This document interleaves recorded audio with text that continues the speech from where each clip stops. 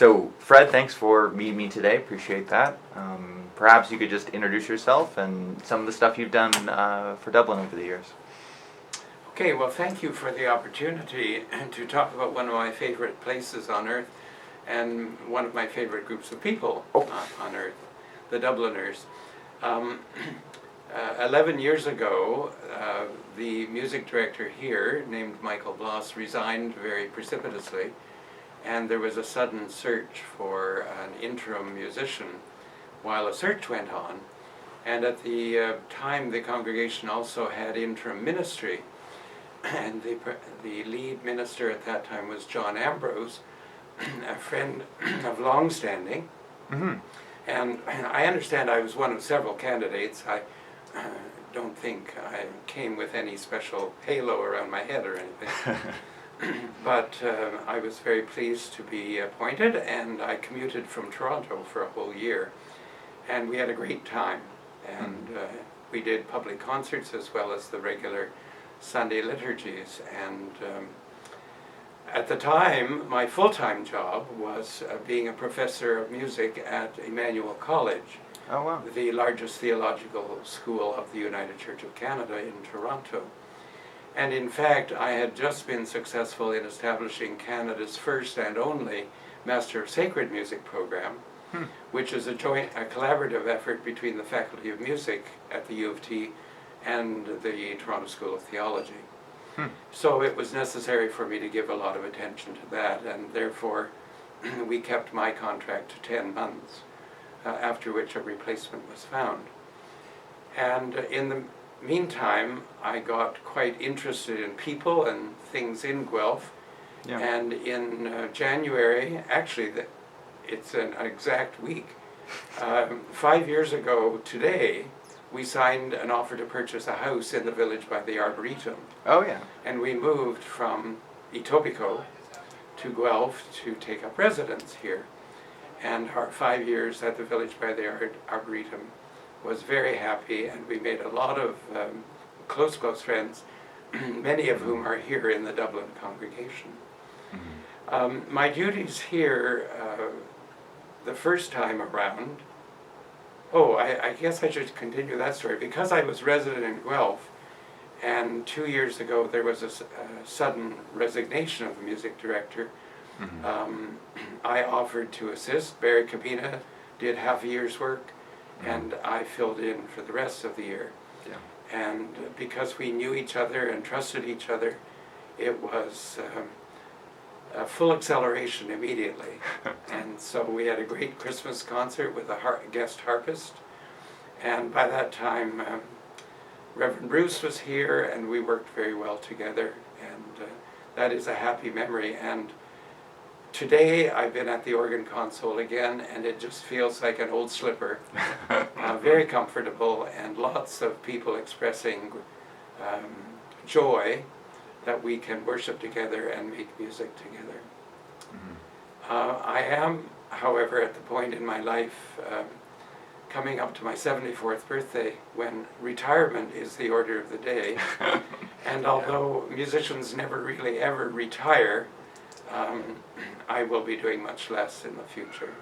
Yeah. Part of that is health, and part of it is just, hey, there has to be a good time following work. Exactly. There's a payoff after all these years, right? I've earned it. So. Yeah. I hope that isn't too much information. No, that's great. No, that's my connection with Dublin. And that's answered my follow-up, which is just how did you come to Dublin and how you came to Guelph. And I've made a very good connection with the new music director, Irene Gregorio. We consult frequently, and I look forward to working with her in the future. We played a piano organ duet together today, and we're going to learn a new one and present it in June. So I'm not about to disappear into the next universe just yet. We will pester people and come back. Yep, indeed. And it was beautiful today, Fred, of course.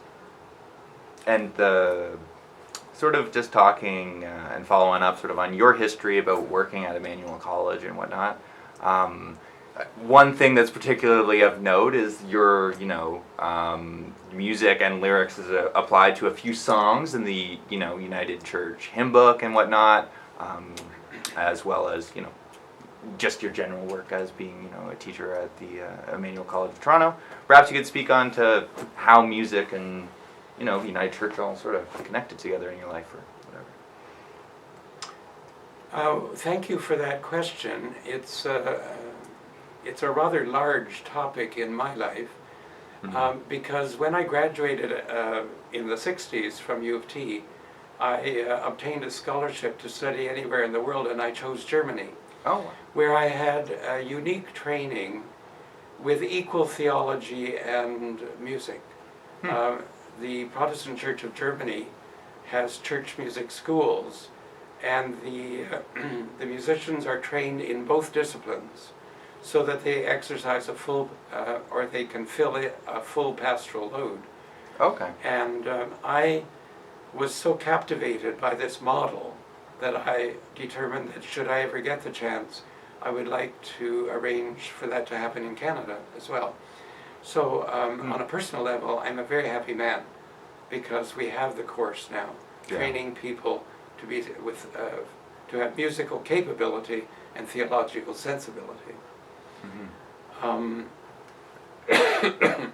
In the meantime, I also went back to graduate school and did a doctorate in theology, not in music. So that enabled me to become the liturgical officer of the United Church of Canada, a post general council, which I occupied from 1988 until 2001. Wow. And as such, I had a lot to do with the hymn book Voices United, and took great joy in that 5-year process. Now I've strayed from your question. No, that's absolutely it. When I don't necessarily know what a liturgical, excuse me, you know what I'm saying. Liturgical specialty. Liturgical specialist takes one into the realm of how did we get the form of Sunday worship that we have, and if we break it down, do we need to renovate it? What is worth keeping? What is essential? What do people come looking for? How can we embroider it? What is historically core, C-O-R-E, core, and what? How can we meet the needs of our day?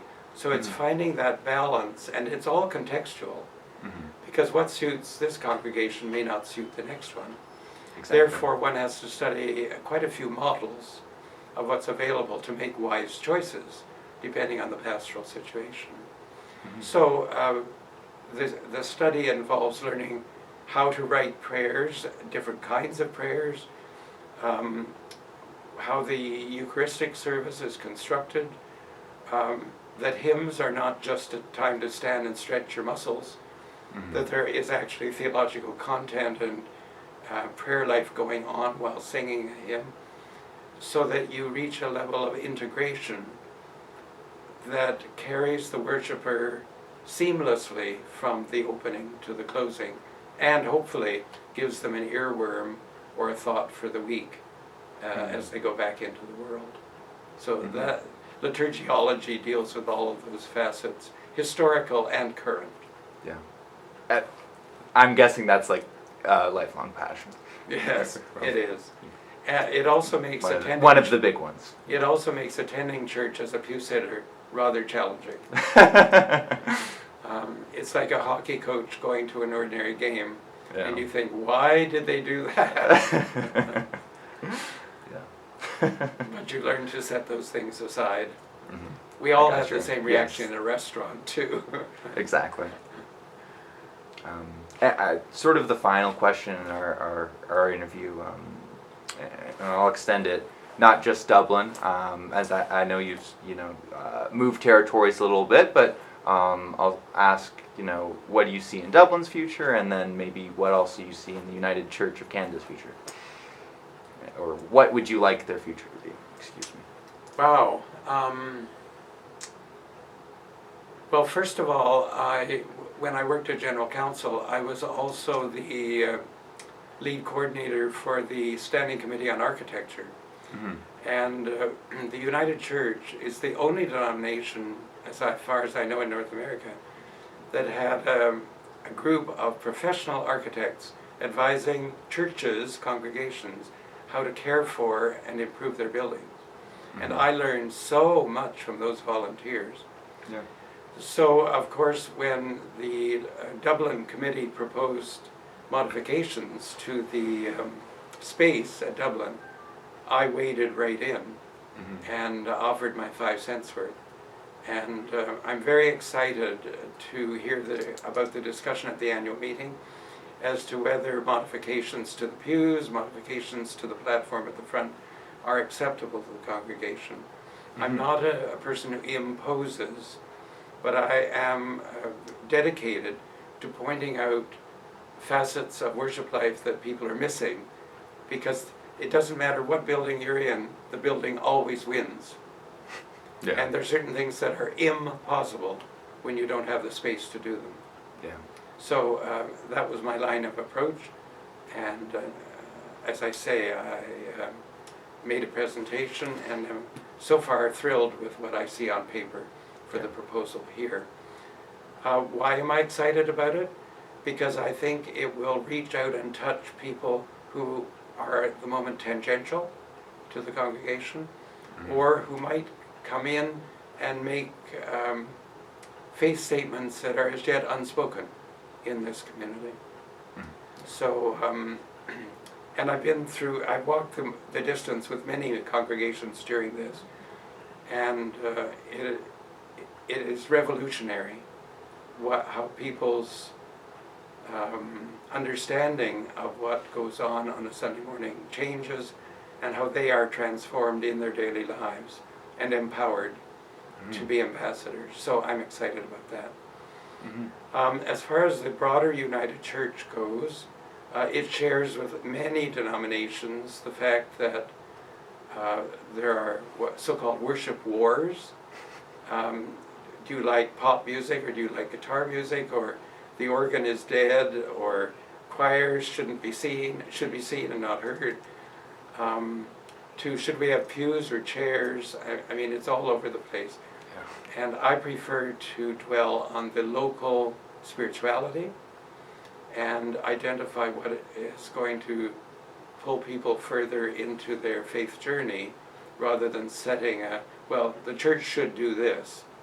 Now, there is a new hymn book in preparation as a way to reach out to younger generations with texts that are meaningful to them. And Voices United was already prophetic in including hymns, for example, that address the ecological issues and the inclusive issues. Just the day before yesterday, we lost one of the great hymn writers of our time. Shirley Murray in New Zealand died this weekend. She was really pressing for faithful expression and faithful singing about things that our world needs to look at, such as the climate crisis and imprisonment of people and the disempowerment of females and so on. So if we look around, there is space for growth, and as long as the church nationally keeps alert to opportunities for growth, I'm happy. Yeah. The heritage is there, we can always tap into that. And although I'm not active on the national level anymore, I watch what's happening very carefully. And I hope we survive this transformation of structure. That's my current worry. Yeah. Well, I'm, Fred, with you in it, the future is always bright. Oh, thank you. I'm thankful for that. Well, it's on my heart, and I'll walk the distance to the last breath. And I hope a distant relative had a plaque that said, "Lord, I'm ready, but please don't hurry." So we'll put it that way. Of course. And thank you once again for all the wonderful musical pieces that you've done over the years. I've been witness to, and all that stuff. And it's a pleasure to come back to Dublin every time. Well, thank you, Fred. Yep. Have a great day. Thank you.